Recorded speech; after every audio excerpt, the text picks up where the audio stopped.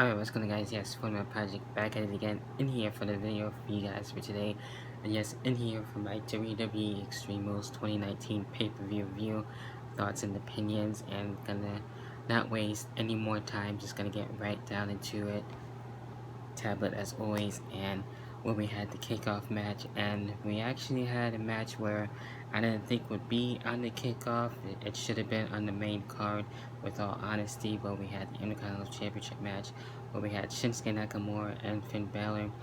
Basically, before this, where we had Shinsuke Nakamura and Finn Balor on SmackDown, and Shinsuke earned his shot and everything. And when it comes to that, I actually missed #1 contenders matches instead of just, facing the champion again. But this time, however, Shinsuke Nakamura was able to get the Intercontinental Championship, and we'll see where things are going to go with that. And I'm sure they'll have a return match at SummerSlam to keep things going and stuff, which I would like to see.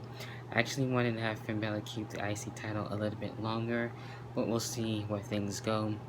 Then we had the Cruiserweight title match with Drew Gulak and Tony Nese, and this one, and Drew Gulak was able to get the win and keep the title, which is fine and fair. Then we started things off with the main card, and we had, of course, the no holds barred match to actually open the show, which was pretty insane. Of course, The Undertaker and Shane McMahon, going at it back and forth, where we had Roman Reigns and The Undertaker and Shane McMahon and Drew McIntyre and everything. Basically, seeing it all in a way, in some way, shape, or form, and actually having Elias in this one trying to help out Shane McMahon and Drew McIntyre, but that was not the case. The Undertaker and as well Roman Reigns were able to get the win and everything, so can't go wrong with that. And The Undertaker still having it, so that's really cool to see. A rare appearance by The Undertaker at Extreme Rules. Would have never really guessed that to happen. I would have, guessed to see him at SummerSlam, but we got to see him early in a rare appearance. Anyway, first time since Super Showdown. Then we had the World Tag Team titles on the line, the Revival and the Usos. The Revival were able to get the win, that's fine, and hopefully this feud is over and done with. Don't really care for it too much. I want to see something new out of the World Tag Team titles, that's just me.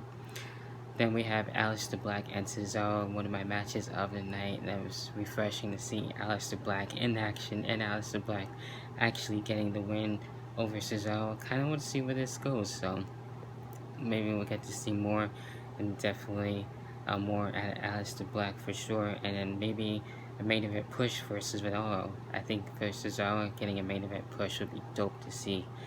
And there we have it with that. Then where we had the SmackDown Women's Championship match, where we could have seen like a late cool type of movement of having co-women's champions, where we had basically Bayley going up against Nikki Cross and Alexa Bliss. But I was actually hoping for a Sasha Banks return. We didn't get to see it, probably at SummerSlam. I know we have Raw Reunion now out of nowhere, so maybe there's that. But Bayley was able to actually get the win, so that was pretty shocking there.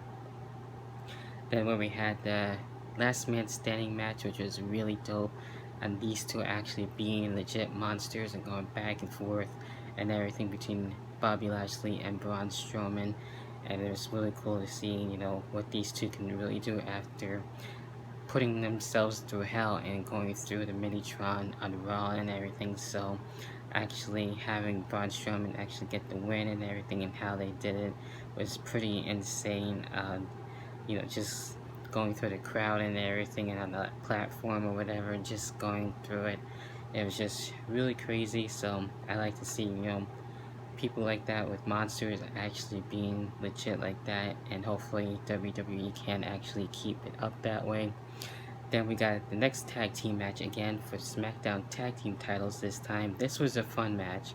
I will say that with the New Day, Daniel Bryan and Rowan and Heavy Machinery. In some ways it could have went either or, but in the end I was pretty surprised that the New Day got the win. Not really mad at it either and how it happened. So basically the New Day on top, literally on top. And what we have here as well, the next match, the US title match, and AJ Styles and Ricochet, really good back and forth, and the club trying to help out AJ Styles, and in the end AJ Styles actually gets the win. I was really hoping again for Ricochet to actually keep the title a little longer, so I'm pretty sure this is going to definitely continue for sure. And this one, and shit on the stick, if you blink you miss it, like I mentioned on Twitter. Kevin Owens and Dolph Ziggler in a short and sweet to the point match.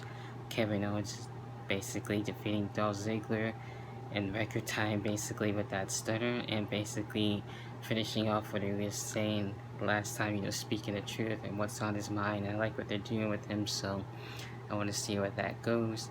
Then we got the WWE Championship matchup, Kofi Kingston and Samoa Joe in this one. I really wish this one would have lasted a lot more longer, to be honest. And hopefully Samoa Joe will gain more wins, and obviously Kofi Kingston obviously got the win there, retained, and everything. Of course, early on they were teasing Brock Lesnar and a possible cash-in. I'll get into that in a little bit. And of course, the winner-take-all match, of course, with Baron Corbin and Lacey Evans, and it's all Becky Lynch and Seth Rollins. And this one, wasn't too bad. I like this a lot more better than the Stomping Grounds matchup between, the singles ones, in an all honest opinion. And everything what we saw, the kendo sticks, the chair shots, and this one, the table spots. And really crazy, with Baron Corbin and everything actually laying out Becky Lynch, which is really crazy. That's what really ticked off Seth Rollins, and actually believe, yes, him and Becky Lynch getting the win. But there is a but, however, and damn it, Brock Lesnar cashing in and actually getting the Raw Universal Championship. Now, I heard before that he was trying to possibly get both titles, which thank God that didn't happen. He doesn't really need both titles and unifying them or whatever. That doesn't need to happen. So I'm pretty sure at this point Brock Lesnar and Seth Rollins is one of the SummerSlam matches. Hopefully Seth Rollins can get it back, because Brock Lesnar doesn't really need a title at all, and the cash-in was basically bound to happen. So for that was basically it when it comes to WWE Extreme Rules 2019. And basically, it wasn't bad. I had a good flow, I will say that. Not so much filler, but what kind of ruined it was the cash-in with Brock Lesnar, even though it was to be expected at some point, one way or another. So we'll see what happens, and hopefully Seth Rollins can get the championship back. But yeah, that's WWE Extreme Rules basically in a nutshell. And what are your thoughts? Those are mine.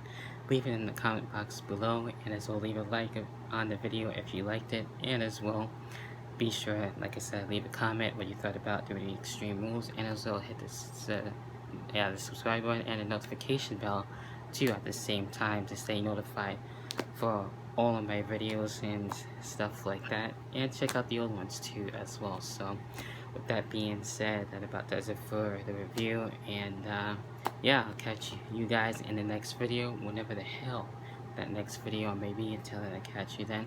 Enjoy the rest of your weekend, and I'll see you next time. See ya. Peace.